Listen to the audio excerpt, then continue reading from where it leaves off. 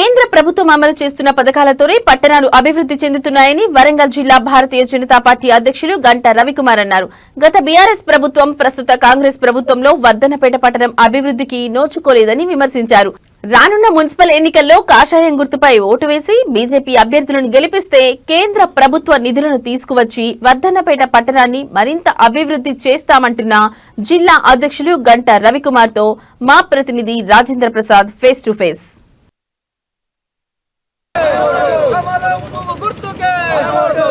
నరేంద్ర మోదీ గారి నాయకత్వం, నరేంద్ర మోదీ గారి నాయకత్వం, నితిన్ నబ్ గారి నాయకత్వం, నరేంద్ర మోదీ గారి నాయకత్వం, నరేంద్ర మోదీ గారి నాయకత్వం,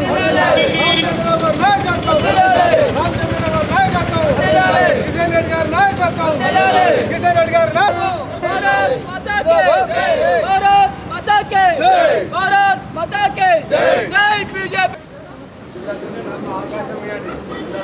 ఈ తోటి వాళ్ళు అసలు మేము ముందుగా ఆలోచన కానీ వేరే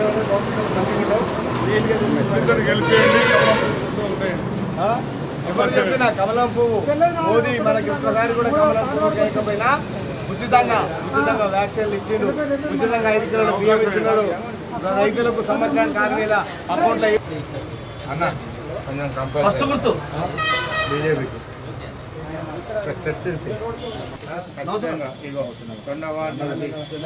పోటీ చేస్తుంది.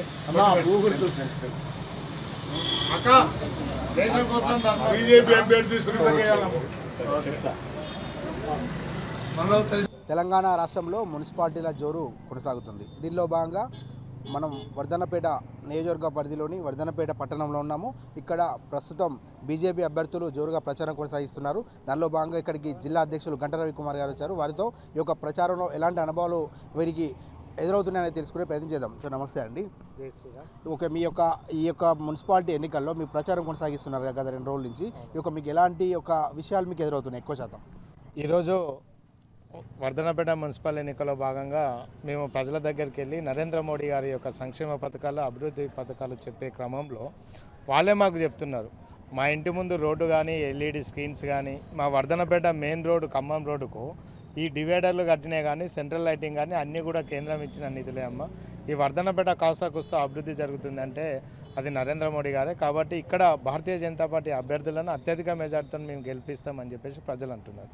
మేధావి వర్గం ఏమంటుంది అంటే 2 సంవత్సరాల రేవంత్ రెడ్డి అనేక హామీలు ఇచ్చి మోసపూరితమైన హామీలతో గద్దెనెక్కిండు. 2,500 రూపాయలు ఇవ్వట్లేదు, 2,000 పెన్షన్ 4,000 చేయట్లేదు, 200 యూనిట్ల కరెంటుకు ఉచితం అన్నాడు, అది కొంతమందికే వస్తుంది. ఇవి అంతేకాకుండా ముఖ్యంగా వికలాంగుల పెన్షన్ డబుల్ చేస్తున్నాడు, అది చేయలేదు. ఈరోజు ఖజానాలో డబ్బులు లేవంటాడు. ఒకవేళ ఇక్కడ మున్సిపల్ చైర్మన్ కాక కాంగ్రెస్ వానికి ఇస్తే మళ్ళీ ఇక్కడ డబ్బులు లేవని ఇంటి పన్నులు పెంచుతారనే భయం ప్రజలలో ఉంది. కాంగ్రెస్ గెలిస్తే ఇంటి పన్నులు పెరుగుతాయని ప్రజలు మాకు చెప్తారు. కాబట్టి ఇక బీఆర్ఎస్ పార్టీ ఏమున్నది, ఎక్కడ రోడ్ వేసి కాంట్రాక్టర్ల దగ్గర కమిషన్లు తీసుకోవాలి, ఎక్కడ అమ్ముడు పోవాలి, ఎక్కడ పార్టీలు జంప్ చేయాలనే ఆలోచనలో బీఆర్ఎస్ ప్రభుత్వం ఉంది. కాబట్టి మేము 2 సార్లు మేము ఇక్కడ చూసినాం. ఈ వర్ధన్నపేటను అభివృద్ధి చేయాలి అంటే కేంద్ర ప్రభుత్వం అమృత్ పథకం ద్వారా, స్మార్ట్ సిటీ నిధుల ద్వారా, ఉదయ్ పథకం ద్వారా నగర అభివృద్ధి కోసం ఇక్కడ ఉన్న ప్రజలకు మౌలిక సదుపాయాల కల్పనకు, అంటే శానిటేషనే కావచ్చు, మరుగుదొడ్లు కావచ్చు, శ్మశాన వాటికలు కావచ్చు, త్రాగునీరే కావచ్చు, సీసీ రోడ్లే కావచ్చు, ఎల్ఈడి స్క్రీన్సే, ఎల్ఈడి లైట్లే కావచ్చు, ఇలాంటి అభివృద్ధి కేంద్రం ఇచ్చే డబ్బులతో అవుతుందని మేము ప్రజల దగ్గర తీసుకెళ్తే ఈరోజు సోషల్ మీడియా కానీ మీలాంటి ఛానల్స్ అన్నీ కూడా కేంద్రం ఇచ్చే నిధులతోనే అభివృద్ధి చెందుతుందని ప్రజలు అందరికీ తెలిసిపోయింది.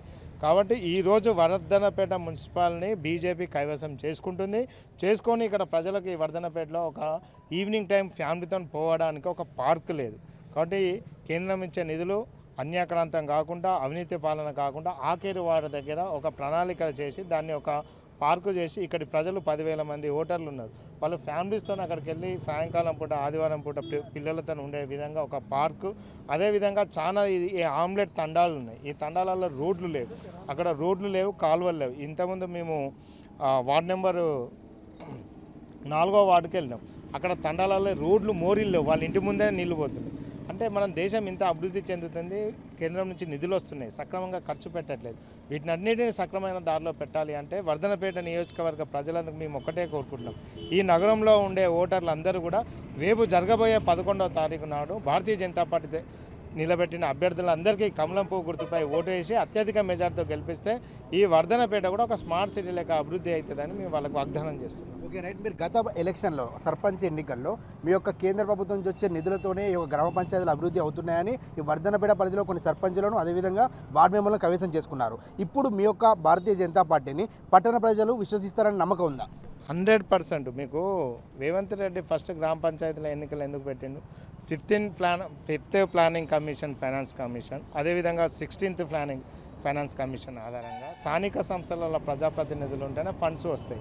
అవి రావడం కోసం ఫస్ట్ గ్రామ పంచాయతీ నిధులు పెట్టిండు. కేంద్రం నుంచి వచ్చే నిధులు ఇప్పుడు